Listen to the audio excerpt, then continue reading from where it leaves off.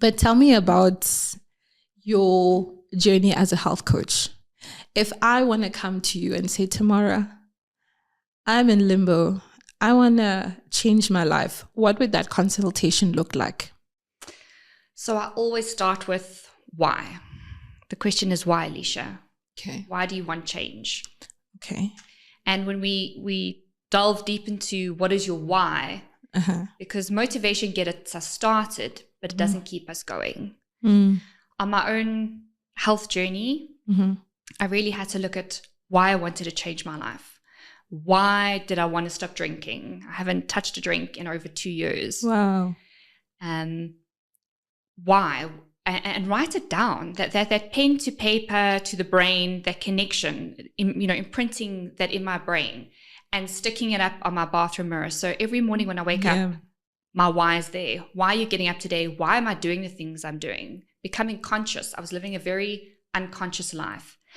And knowing my why is my children, and my why is me. I got married because I wanted someone to love me. My parents, I felt, didn't love me. I found out at the age of 36 that my father wasn't my biological father. Okay.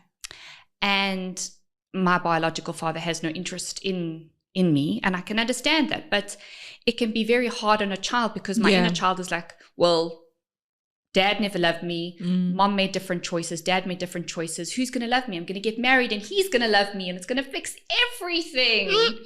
Doesn't matter how pretty you are or how big your boobs are or your lips and how much Botox you've had.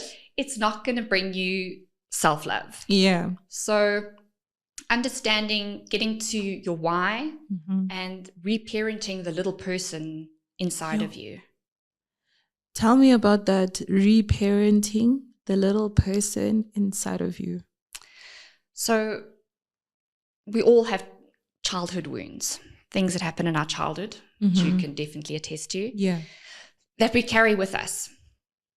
And from the ages of 1 to 7, that is when our brains are like sponges. And those experiences and those thoughts shape our lives. And I remember sometimes it takes triggers, but I remembered I went on this journey, men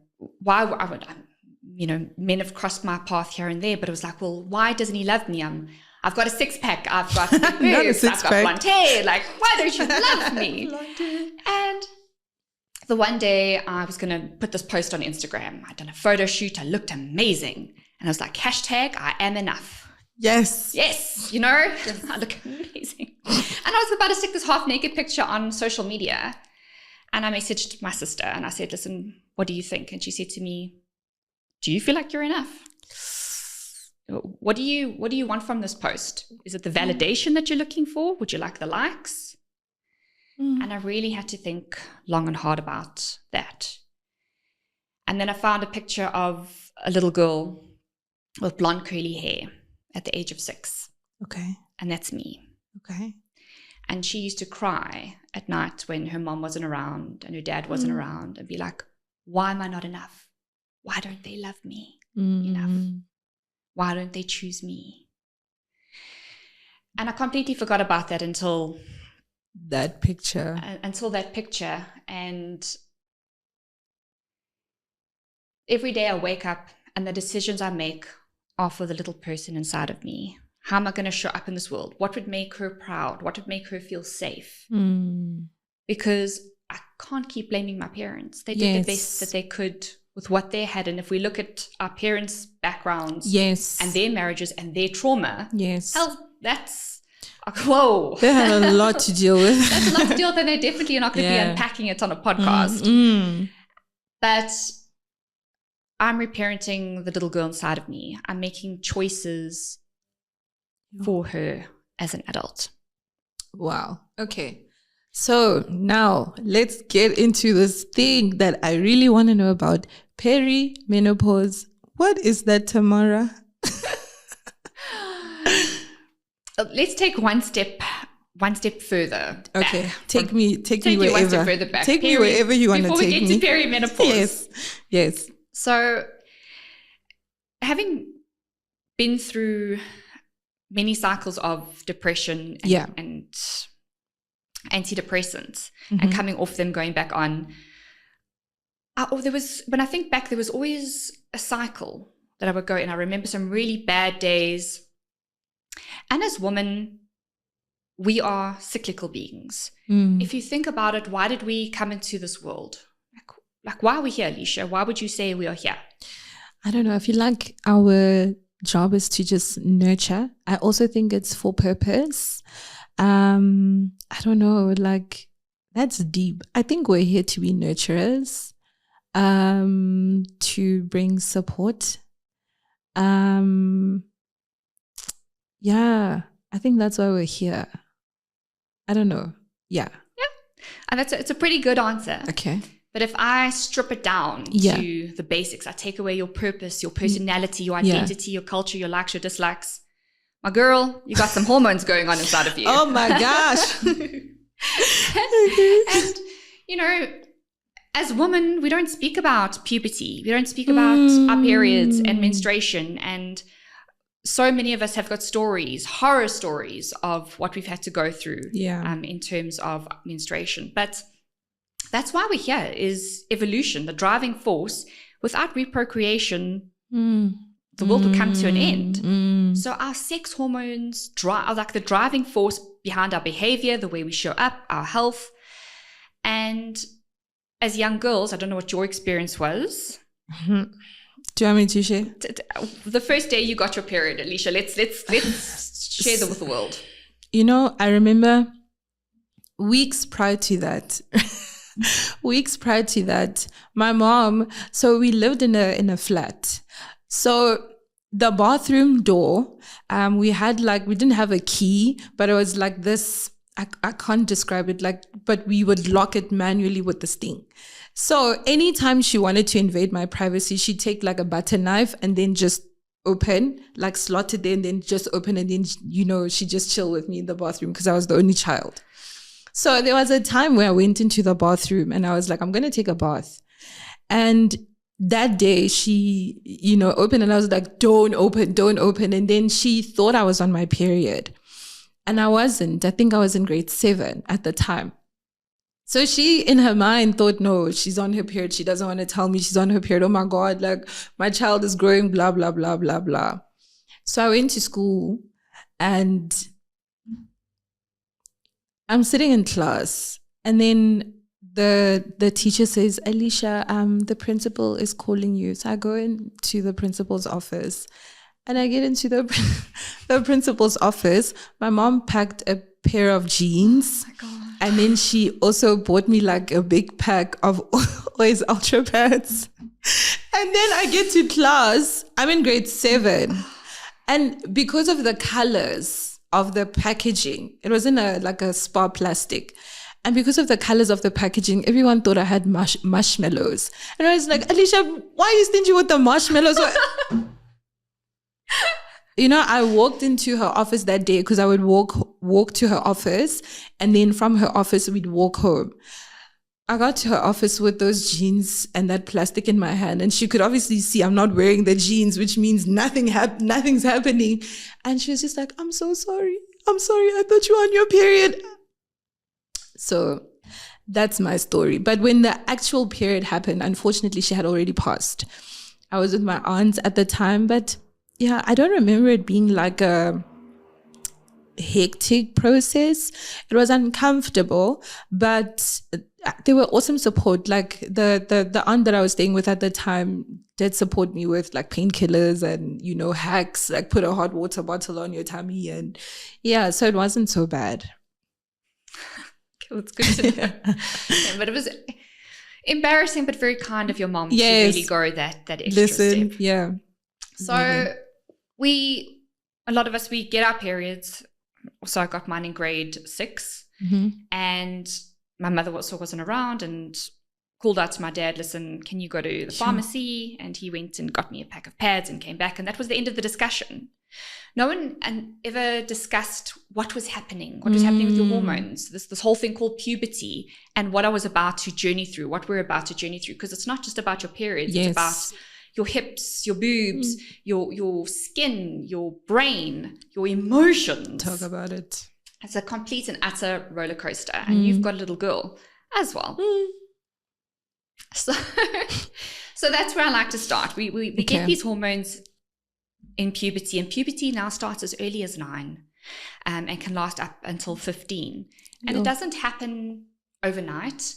It happens over years, the development. So we have the 3 Ps: puberty, pregnancy, and perimenopause and menopause. Puberty, pregnancy, and perimenopause. Yeah. Okay. So that's when we as women will have severe changes in our physiology and in our emotional and mental state. Okay. And there's so much that happens. You know, we think as our periods as those 4 or 5 days that we bleed. It's so terrible, it's so uncomfortable. But we don't hone in on it's actually, we're cyclical. So we're going through a cycle of change. I get you. So we've got 2 main phases in our cycle. We've got our follicular phase, which is the first 2 weeks of our cycle. Okay. So day 1 is when you start counting, because a lot of women don't know this. They don't even know when their period's coming. You're like, I don't know, it'll just rock up. Like, you're doing yourself a disservice here, my sunshine. So if you are a menstruating woman and you're not on birth control, because birth control blocks the natural production of your hormones. Oh, okay. So it's a fake period, essentially. Oh, wow. Okay. Yeah. So if you are a natural cycling woman, day 1 to day 5 is menstruation. Okay. And then slowly estrogen and testosterone start to rise. So from about day 5, you should actually start feeling, if you hone into yourself and your well-being, you should start feeling more social. Yes. More like you want to go out. And you can actually see in your face, especially when you get to ovulation. So around day 10 to day 14 is when we ovulate. You actually are more attractive. Because your body... I need to start focusing. That's what we're planning those dates, Alicia. Yes.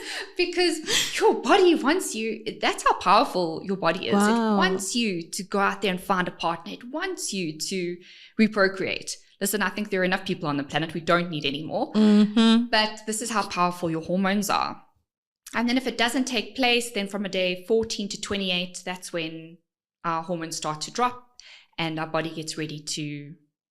get rid of the egg. Okay. And this is when we feel a lot more like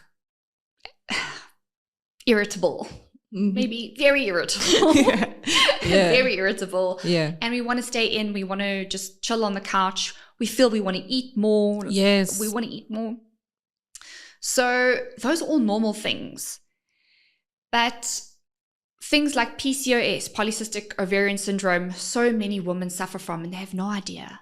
What is that? So that's when we're not ovulating. We're struggling to ovulate, and our eggs are not being released. They're stuck. And there's so many things in diets and lifestyle that contribute to the way our hormones show up. Okay. And that's when working with me, I try and educate women, people, on the power of nutrition, on the power of food, on the power of stress management. Listen, it's not easy being a single mom, having a career, running a home, friends, family, trying to date. It's all very difficult in midlife. Yeah. But if we don't take control of our health, it affects us physically and mentally. And everything that we eat, everything that we drink affects us physically and emotionally. Wow. So my journey started on overcoming depression. Yes. What is the science of happiness? And then I found out, you can eat for your brain health. Nobody ever told me you could eat for your brain. Yeah. We need omega-3s. We need walnuts. We need blueberries. We need avocados. We need eggs for brain function. Wow. Okay. You know, you ask the standard South African, what are they having for breakfast? Magoinya. Fed cakes. Exactly. And a lot of women in midlife are, you know, grabbing coffee and that's their on the go. On the go. Yeah. And that's the worst thing, especially as we age, our hormones are declining. And we need to look at ways of supporting ourselves, because chronic illness, becoming overweight, those are all daily habits that we did every day that led to such illness, type 2 diabetes, which is, you know, rampant, problems with our ovaries, problems with, reprocreation, not being able to conceive. We need to look at our diet. Okay. So I want, you touched on so many things. I don't even know where to begin. Let's say someone is watching and they've made all these bad choices with their health. What could be like the reversal of that? Like, what can I do today? What can I start with today to get my health back on track? Like, what would you say would be like the first thing that you can do is A, B, C, D, and then, yeah. So what would I need to do? Firstly, I want to say it's a journey. Okay. So it's a journey. It's a continuous journey. You're continuously learning about yourself and how your body works and how you respond to different things. Mm-hmm. Firstly, as a woman, I would tell every woman, if I could scream it from the rooftops, if you are still menstruating and you're not on the pill, track your cycle. There are amazing apps out there for free, and they will give you, valuable insight into how you should be feeling, how you may be feeling, and it can help you plan for your days. Okay. How you're going to show up. If you know that you're going to have a hard conversation, maybe don't have it on the first 3 days. Maybe not the first 3 days, and definitely not on the last 2 weeks of your cycle. Okay. Okay. When estrogen and testosterone are supporting and you're feeling more social, great time to have a hard conversation or a breakup. and start a new diet. When you've got more willpower is in the first 2 weeks of your cycle. Oh, wow. So that's when you want to start a new eating plan or start making healthy choices. Okay. Or plan on starting a new podcast the first 2 weeks of your cycle. I think I must have been in the first 2 weeks of my cycle. Okay. Okay, so we're going to track our cycle. We're going to write down, as I said in the beginning, our why. Okay. Really, we're going to write that down and we're going to stick it up on our bathroom mirror. Okay. Why does Alicia want change? Why do I want change? Okay. And the reason I say the bathroom mirror is because it's the first place you go to in the morning. Yeah. And we look and we reflect in the mirror. So there's your chance to put it into your subconscious. Why am I making healthier choices today? And in the evening when we come back, the bathroom is usually the last place before the bed to check in again with yourself. So why? Bathroom mirror. And then the healthy things are, people don't drink water, Alicia. How much water do you drink a day? I think I drink like 2 bottles a day. Okay. Of this size. What is this? 500 mils? Okay, we could up it by another one. But starting your day off with a tall glass of water with lemon before you hit the coffee. Okay. Because we've just been sleeping for hopefully 8 to 9 hours. Yes. Because that's when our bodies restore, revive, and replenish. Okay. And we're doing ourselves a favor by hydrating first thing in the morning with water. Yeah. And then we can have a cup of coffee. We want to push it out. Okay. Because coffee is a stimulant. So in midlife, we're already stressed. Now we're just putting fuel to the fire if we have coffee first thing in the morning. Because wow. Okay. Cortisol is highest in the morning. Okay. That's our stress hormone. Yeah. And we just want to let's just wait a few hours before we add some more stress to that. True. I never thought about that, because that's like the first thing many people get in the morning. You walk into corporate and 8 o'clock in the morning, everybody's having coffee. Do you think that's why a lot of people are stressed right now? Is it too much cortisol? Well, it's definitely too much stress, but we've got to look at these small things, like how much coffee, there's stress everywhere. Yeah. Especially, I deal with women in corporate, coach a lot of them in corporate, and the environment is stressful. Yeah. And then we're running on fumes as women, but what actually we don't realize is we actually need food. We actually need healthy fats to produce our hormones, because our hormones are made from healthy fats like avocados, olive oil, coconut oil.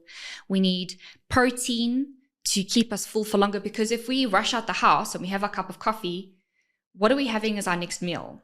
Is it a cookie from the cookie jar in the canteen at the office? Because a lot of these canteens, they look like tuck shops. Yes. Yes. They look like tuck shops. I'm like, guys, why are we serving knickknacks?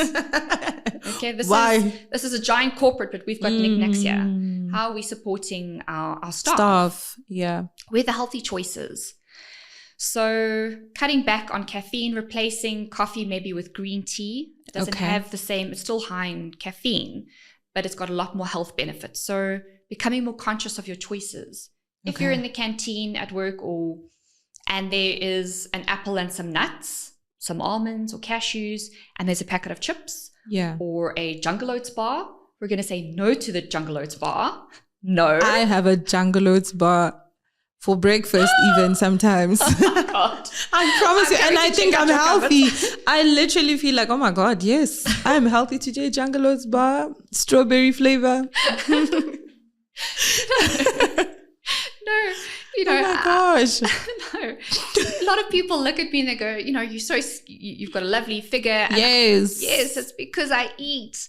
I asked me what I had for breakfast. What did you have for breakfast? I had 4 eggs plus an extra egg white. I had half an avocado. I had 2 tablespoons of sauerkraut. I had nutritional yeast. And you see? Okay. I'm eating to stay. And a lot of women, I'm getting sidetracked here, but we're afraid of food. We're afraid of food. We don't actually realize this diet culture has completely messed things around, Yeah. And our bodies are changing as we get into our 30s, as we get into our 40s. We could get away with a Jungle Oats bar for breakfast and a packet of knickknacks and a Coke in our 20s. But as our bodies change, we need to now start supporting it with diet. Yeah. So when you look at a food next time, we want to look at, how is this food going to make me strong? How is this food going to make me strong? And that already just being conscious of what you're eating and what you're putting into your body. How is this affecting my mind and my body? Yeah. Because that's just a simple step. So we're going to write down our why. We're going to be more conscious in our food choices. We're going to follow our hormones. We're going to track our menstrual cycle. We're going to look at our diet. Exercise. And that's Alicia. I mean, I gave up my gym membership because I was going in the beginning of the year. And then, life just happened and everything is just so busy that I really just feel like I don't have the time. I watch people work out and I'm like, oh my God, I wish I was there, but I just don't have the time. I really just don't have the time. That's where I really want to challenge you, because if we don't start making the time now, if we let exercise slide, like we're too busy, we're too stressed, we've got too much anxiety, a lot of the time we'll go tomorrow. And that's really where you go back to your why. Why do I want to be the healthier Alicia? Yeah. Even if it's just for, you walk into that gym for 10 minutes and you get on the treadmill and you walk, you've made it and you've got that hit of dopamine in your brain. But the minute we go, tomorrow I'm too busy, listen, chronic illness and illness doesn't wait for. Yeah. So it's showing up for yourself consistently, even if it's in small amounts, even if it's just putting on those shoes and going for a walk up and down the driveway. If you're lucky enough to live in an estate or a complex, going for a walk, putting some music on and dancing. But we need to start being proactive and looking at our health. I'm turning 40 in a few weeks' time. And you don't look it. Thank you. I was afraid of eating. I thought being thin meant... I thought being thin would bring me happiness. It would bring me love. But my why? I've got 3 kids. and I have to put a pool net, I've got to bring in the gas canister that weighs 9 kgs. I've got to carry, children. Yes. So, and I went to gym, and I'd look at these girls and they'd have these amazing figures, and I'd be like, I've had a personal trainer. I'm like, what is her secret? Yeah. And then one day I went up to one of these girls that I follow in the gym, and I was like, listen, please. Talk to me. What is going on here? Yeah. And she's like, no, I follow a plan and I eat correctly. And so I got myself a trainer, and I didn't follow the plan to the T, but I followed the plan, and I lifted the weights. Wow. Okay. And that's really what's going to change our composition, our body composition. And as we age, now that I'm turning 40, I've got another 40 years ahead of me that I cannot wait to embrace. Yes. Beginning again at 40. But then I need to take care of myself. Yeah. Physically and emotionally, but eating correctly and lifting weights. So eating enough protein every single day. And that's so hard to do for the average person. For people that are watching who are like, what is this protein? Tell us, what are these proteins? Like, name these proteins. I'll name these proteins. So these proteins would be your eggs. So eggs contain 6 grams of protein per egg. So that's why I eat so many. Okay. It's not for everybody. There's a lot of debate around eggs, but I'm an egg girl. Okay. And things like chicken, great. Okay. Cottage cheese. You can do a protein shake, though I'm hesitant towards those, always looking at the ingredients and what's in there. I was about to ask about that. Would you say that a smoothie is maybe better than a protein shake? So, no. Okay. So we need the protein powder. Okay. Okay. But we want to look at as clean as possible. Okay. So Future Life, sorry guys, is not a protein powder. Guys, the views and opinions expressed are of my guest and not mine. But you've got to look at just getting a clean protein powder and then adding in your power foods like your blueberries, your avocados, and then make that into a smoothie. Okay. And hitting 25 grams to 30 grams of protein at every meal. Okay. And that is a great place to start. Okay. So we think if I eat, I'm going to put on weight. Tam, you're telling me I've got to eat like 6 eggs? Imagine 6 eggs. That sounds like a lot, Tamara. And that's not for everybody. Listen, we're all different, and I found what works for me. Okay. But what I will say is that is going to be your first step to changing your body composition. Okay. And just being healthy, having energy. So many of us women, we're tired, we're exhausted. Yeah. And we think it's normal. But we actually get our energy from food. Okay. And not all food is created equal. Like pies and eggs, again, this is where we're like, the eggs are full of vitamins and protein and minerals that we need for our eyes and our brain. A pie, I don't have any words for a pie. But we really need to be looking at making healthier choices and getting in enough protein every single day, and not living on air is the first step. Wow. Okay. So now, you're also, you on your Instagram bio, you said that, or there was, I'm not sure if it was a post that I saw, because remember I told you I stalked you a little bit to prep for today. You mentioned that there are tiny habits that we do that sort of mess us up. What would you say are tiny habits that we can start doing now that will help us do better or be better health-wise? I'm going to start with your posture, Alicia. I knew it. She's always on my case about my posture. Okay. It's the tiny, simple things. So again, being conscious. Okay. We want to be conscious that we want to be healthier. That's already a tiny health habit, is you're conscious that you're actually consciously aware of, I'm drinking my 1.5 liters of water today. Okay. I'm going to cut back on my coffee intake because it's really screwing with my hormones and my adrenal glands. Okay. So I'm going to have 1 cup of coffee instead of 3 cups of coffee. Okay. So you see how that, just those small shifts. Yeah. When I've eaten, so a lot of people, when we've eaten our we have just refueled our bodies. So now our bodies are actually like ready to go. Like we've just given it all this energy. So if we don't use the energy, it gets stored as fat. And that's why we want muscles. Okay. Because when we eat, the excess glucose gets stored in our muscles as glycogen. Okay. Okay. So the more muscle you have, the more you can eat, and the more you're burning calories while you rest. Oh, wow. Okay. Yeah. So a small habit is, once we've eaten, just to move around, just to, go hang up the washing, or if you've just had supper, don't sit down and watch Netflix. Do a set of jumping jacks or 15 squats. After supper. Exactly. We should be eating as kings at breakfast, at queens at lunch. I love that. Princes or paupers in the evening. Come on, Tamara. Wait, say that again. We should be eating as kings at breakfast, because that's when we need the most energy to get through the day. Okay. We eat as queens at lunchtime, and we eat as prince or paupers in the evening, because that's when you are resting. You don't need this giant plate of food, because what are you going to do? What is your body going to do with that giant plate of food? So, yeah. Wow. There are 10 hearts that you spoke about.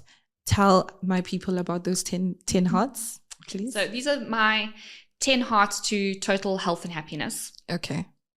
That have really helped me on this journey of just keeping it together.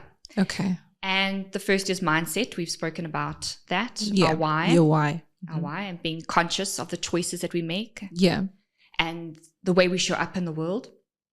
The second is our hormones. We've touched on that, how important and what a role they play in our mental well-being and our mood. And then it would be stress management. Okay. Stress management would be things like working on the way we breathe, breath work. Take us through that. Okay, I'll take you quickly to that. Yeah.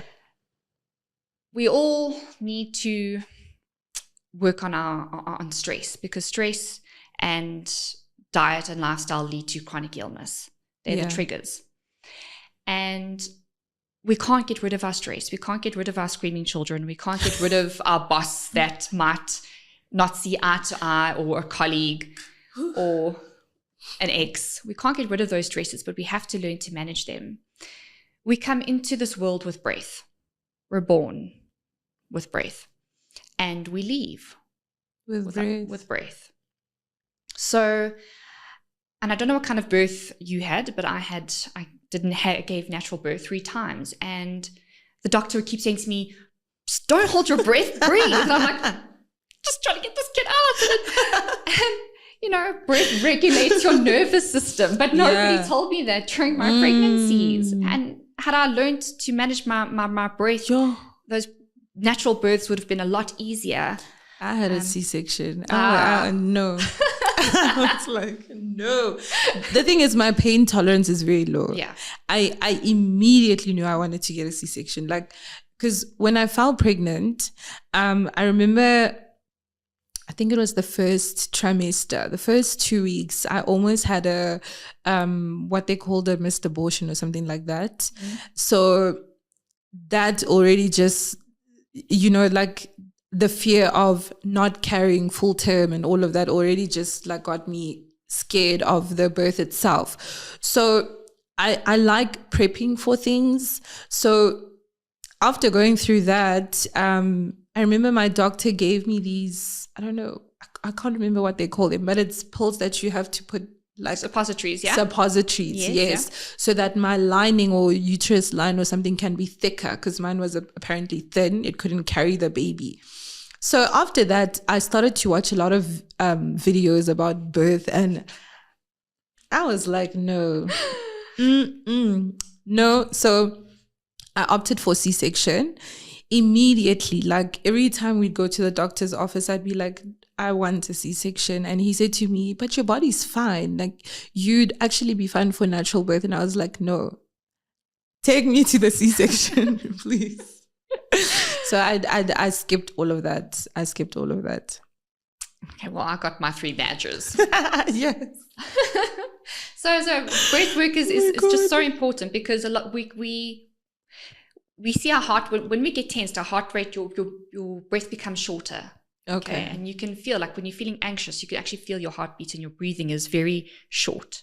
Okay. And just breathing from your gut, breathing from deep down.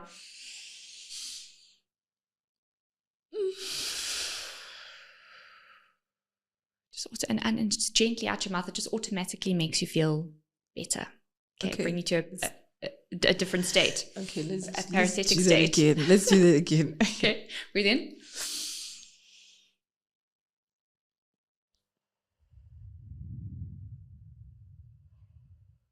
Wow. Okay. So, yes, I see. I felt that. Yeah. So finding ways to calm our bodies down and our minds. So breath work being one of them, meditation being another one. Okay. There are all kinds of different modalities. You can use aromatherapy oils, TRE, but so we look at stress management. Then we look at your sleep. Yeah, we take sleep for granted. A lot of the saying is, I'll sleep when I'm dead. Well, if you don't sleep... I've heard that before. I think I actually put up a status on my WhatsApp saying that one time. Yeah. And the thing with that is you'll be dead a lot sooner. Oh my gosh. True story. Wow. Sleep is so important. And that's something we don't think about. We don't give we have these amazing, amazing bodies, these beautiful machines that we get to live in every day, and we get to show up and we get to use, and they're working on automation. We don't have to, think to reach for the bottle of water. Yeah. Or we get into the car. It's all automatically done. Yeah. But this machine needs to rest. And that's where sleep comes in. And our brains also need to make sense of what's happened during the day. Mm-hmm. So sleep is super important. And that's where our bodies heal. That's where we lose weight. That's where we build muscle. Wow. Okay. Yeah, we don't build muscle in the gym. We build muscle when we're sleeping. What would you say to encourage someone who's watching, who's maybe saying, I hear you guys, but what should I do? What can I do? What's that first step that I need to take to begin again, essentially? I'm going to come back to my why. Why do you want to begin again? What could your life look like? What do you want it to look like? If we get quiet enough with ourselves, if we get really quiet with ourselves, you'll hear something and start listening to that little voice. Why can't you have those things? We're so quick to look at other people. We're so quick to look at, look at Alicia. She's so beautiful and amazing. We don't know Alicia's story. You don't know her story. You don't know Alicia's story. We don't know what it takes for you to get out of bed in the mornings. A lot of people look at me and, she's so fabulous. It's so easy for her. Yes. It took me years to get where I am today. But we all have fears. And when we shut down that barking dog inside our heads. That nagging dog. Just everyone is scared. Everyone is self-conscious. Even the most confident person has got little dragons, little barking dogs in their head, but it's learning to shut those things off and listening to the little voice inside that you deserve this life. You're here for a reason and you can begin again. Wow. Oh my gosh. Tamara, thank you so much for coming and educating us on our health and also sharing your story. I think people take for granted how, it's not easy to share your story on a public platform like this, but I truly believe that when we share these stories, we're helping a lot of people. So thank you so much. If people wanted to get a consultation with you or wanted to book you for a speaking engagement, where can they get a hold of you? They can get a hold of me on Instagram at Princess Tim Tam. Yes. And that's where I respond. Okay, perfect. Thank you so much, Tamara. To everybody watching, thank you so much. If you've watched the video up till this far, please do me a favor by subscribing to the video so that we can get more amazing guests like Tamara. But for now, we will see you guys in the next video.